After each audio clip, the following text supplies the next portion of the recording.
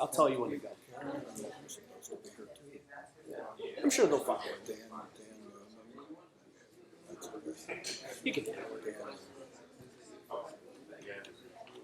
You got it.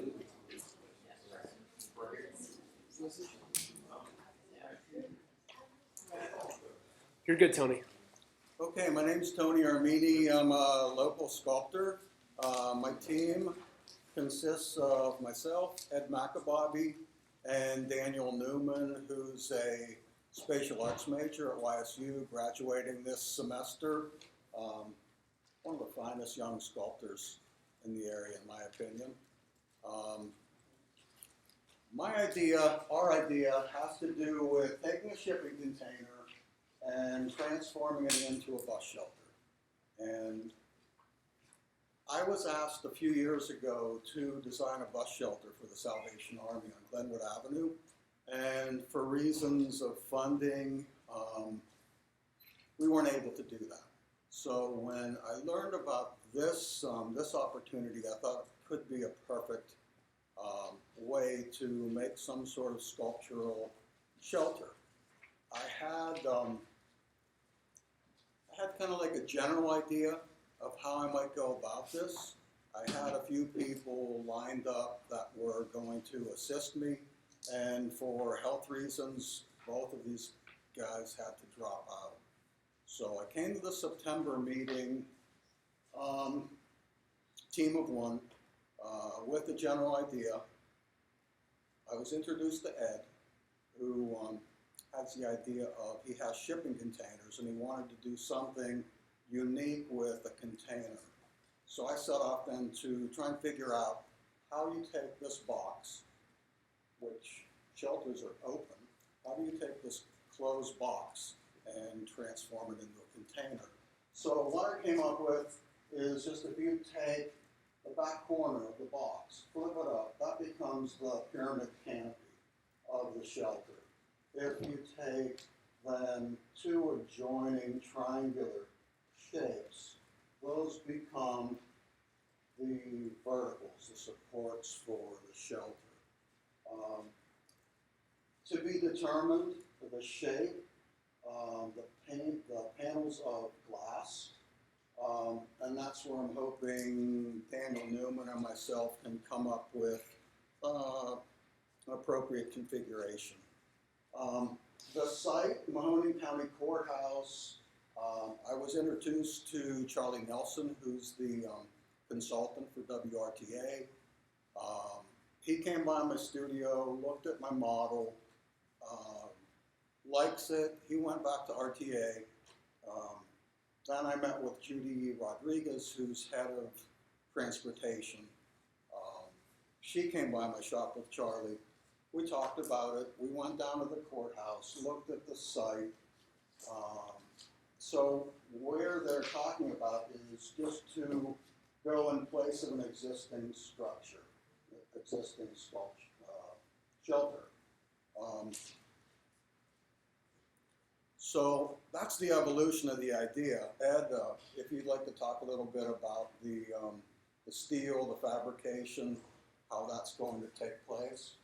My name is Ed McAbobby. We've been doing construction work in the steel industry for almost 40 years now, local resident. We have a fabrication shop. Due to, just a little background, due to the economy, whatever, we tried to diversify, so we were looking at how to repurpose different things with the equipment we had, and one was an idea for containers, steel containers.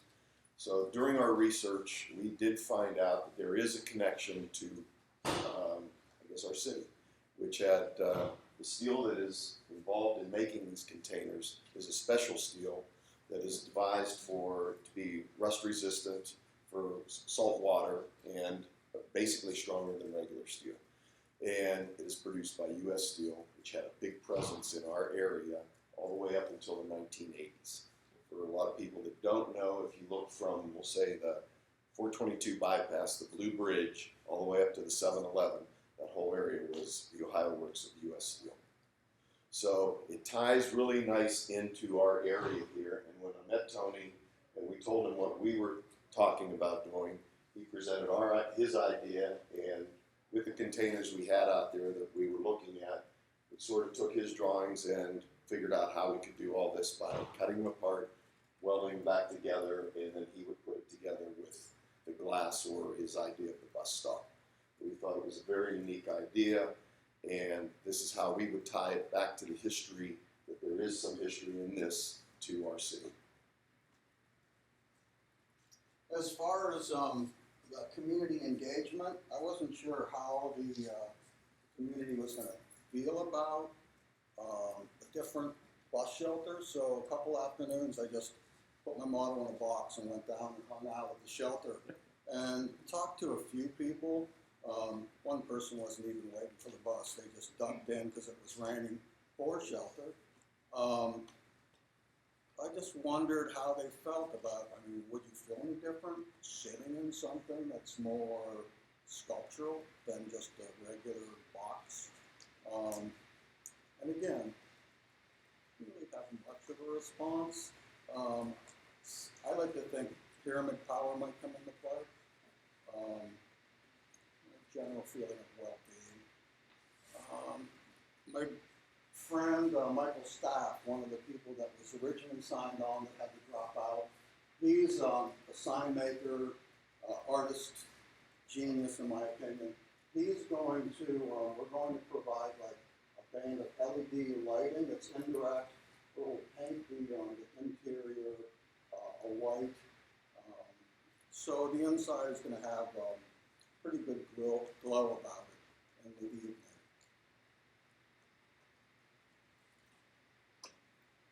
Tony, I'm sorry. Go ahead. How many? I'm just curious. How many people can fit sort of in a shelter of that size? This, well, typically there's a bench that two people can sit on, so it'll be about the same. Okay. There'll be one bench, the one this let's see, it'll be this corner. And one thing that I learned too, I thought that handicapped access was 36 inches and I would just be able to have panels. This is roughly 11 feet across, so the interior is going to allow for 10 feet, and so I'm thinking 7 feet or so glass, 36-inch opening. But now, due to, I don't know, something for larger wheelchairs, you have to have 52 inches. Cuts down a little bit on the amount of windscreen, but I don't think it's going to be that considerable. So just so I'm clear, you're building the whole structure from scratch, or are you taking a prefabricated bus shelter and customizing it with this sculptural shipping container element? So is it the whole thing that you're making, or are you attaching something to a shelter building? The thing, well, outside of the shelter will be the framework for the glass panels, but the shelter itself is just the corner, and then the section of the side that's welded together. So the canopy is a separate unit, and the two walls are joined together. So you have the vertical supports as one, and the canopy will set on that. Is that? So it's a brand new structure, you're not adding to an existing structure. Oh, no, it's just a Brand new structure.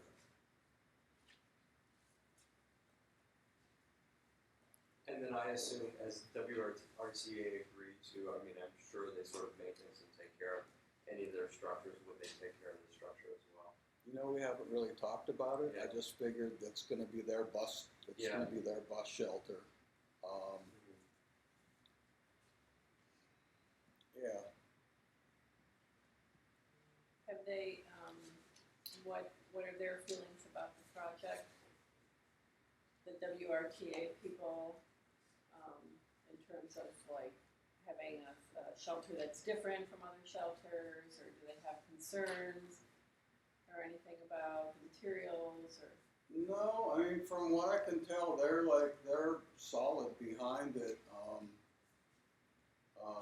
And Charlie even said, I mean, that Ed and I are working on the budget, and it's pretty tight.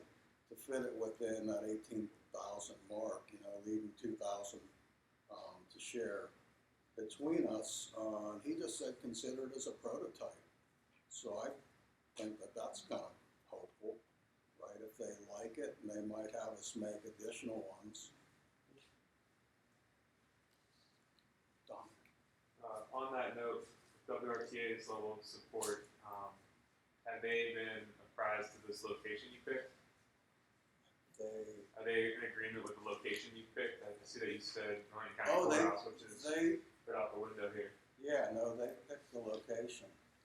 That's good enough. And the one question that I had for them is if there was a question regarding the fit, how that fits aesthetically into that site, would they be able to place it somewhere else? And Charlie said, yeah, they'd be able to find whatever home's appropriate for it.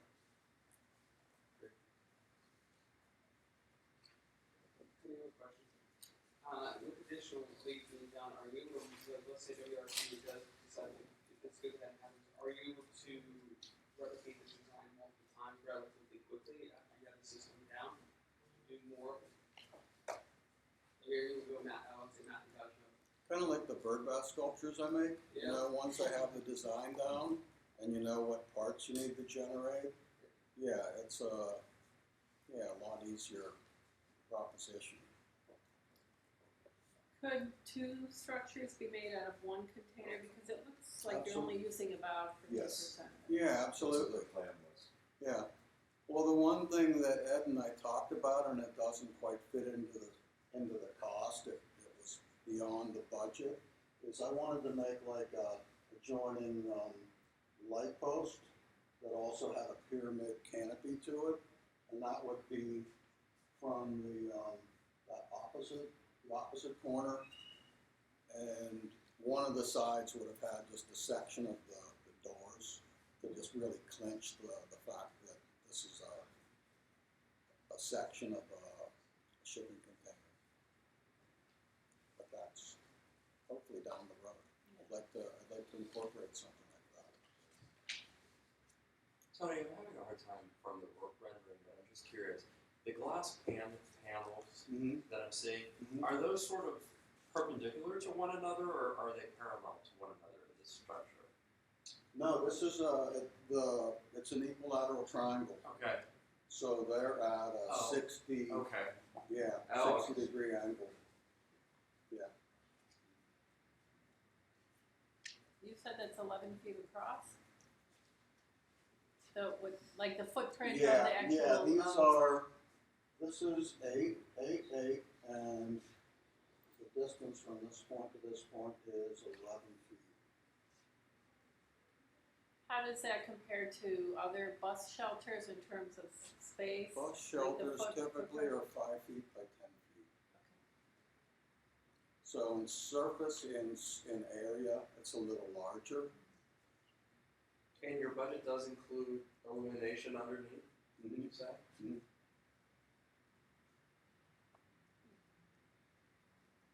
Yeah, we're right. We're right at the tip, budget-wise.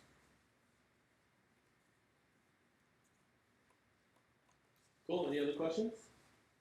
Actually, I have Okay. one question. Yeah, that's So would you be using his fabrication facility for the construction? Oh, I couldn't make it in my shop. Okay. This thing's pretty large. Yeah. So all the equipment, everything is Yeah, it's on site and Yeah, it's on site. accessible.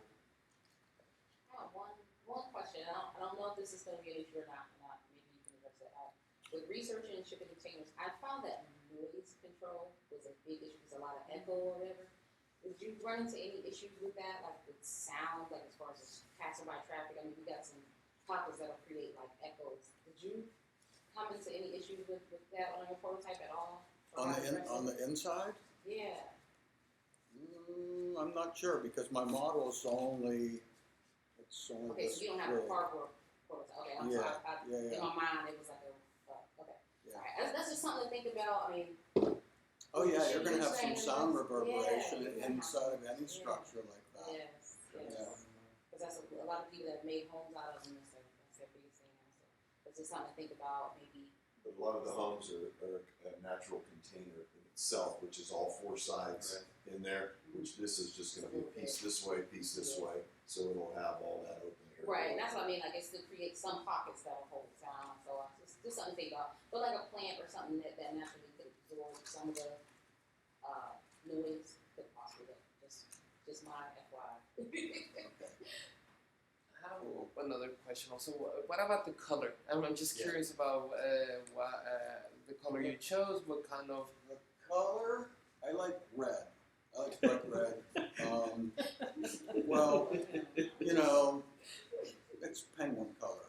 You know, red, black, and white. And I remember when I went to a meeting about the coating for the Spring Commons Bridge that goes across the bottom of Fifth Avenue to Mahoning. And they wanted, red is like, yeah, it's a cool, well, not a cool color. It's very warm, right? But it oxidizes, it becomes chalky, like quickly. So they chose that kind of off red rust color, and it's holding up fine. So that's why I chose that color. So this does have a finish like that. It's not a natural metal finish. No, it'll have to be, the whole thing's gonna have to be painted. Yeah. I mean, it would have been cool if we could have just taken the original surface, the original coating, Yeah. and just kind of where the fabrication takes place, just kind of blended color, added color. Right. But it just makes sense to paint the whole, and that's gonna be handled by Struthers Metal Service. Some friends of mine that have like a pretty large industrial shop.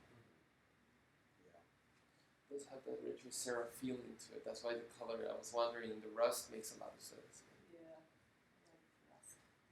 Well, yeah, that's why I'm in Youngstown. That's why I leave a lot of my pieces unfinished.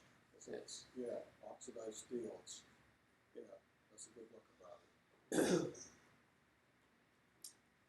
Okay, All right, Thanks, thank Senator. you.